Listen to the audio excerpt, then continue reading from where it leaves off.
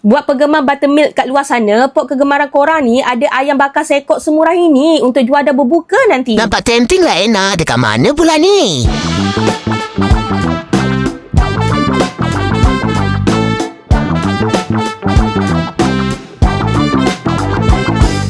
Serius saya nak cakap ayam bakar diorang memang perapannya sedap molek. Tekstur pun lembut, juicy hello. Bagi Ena lah kan, sangat berbaloi lah dengan harga. Tapi harga macam ni korang akan dapat 3 petang sampai 6 petang sahaja tau. Nak bungkus pun boleh, even dine-in pun diorang letak dalam bekas tapau macam ni. Lepas tu korang akan dapat sekali 2 side dish dan juga 2 jenis gravy buttermilk percik, satu lagi air asam. Selain ayam bakar ni, juadah berbuka yang lain pun ada juga tau. Ada rendang daging, ada klaim masak lemak cili api. Dan yang ini nampak simple tapi sedap juga ya. Serius saya nak cakap, semua lauk ni kena dengan cita rasa Melayu. Pedas dia ada, masin dan manis pun ada, lemak santan ada, aroma tumisan tu pun semua cukup lah. Sesuai sangat lah nak berbuka kat sini dengan keluarga atau kawan-kawan korang. Tapi kan kalau nak tambah makanan yang lain pun lagi better. Lagi-lagi yang bawa beramai-ramai tu. Antara yang korang boleh cuba kunyah, mixed meat rice platter ni. Dan yang ini nak upgrade ke nasi goreng tom yum dan spaghetti buttermilk percik. Yang ini serius sedap doh weh. Enough falling in love dengan rasa salted egg-nya. Lagi-lagi kunyah dengan mantau ni. Dan yang ini pula spicy fried mushroom. Dah kunyah semua ni, jangan lupa perkena pula signature coffee butter paling kesukaan ramai dekat sini. Fuh, memang marem weh.